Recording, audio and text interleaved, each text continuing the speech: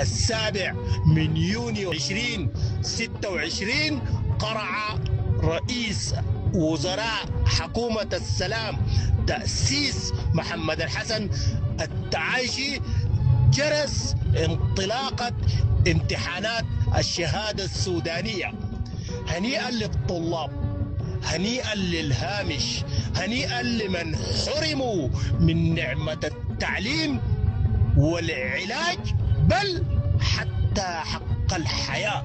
وسودان جديد يتقدم، سودان قديم يتحطم، وحرية وسلام وعدالة ومدنية خيار الشعب.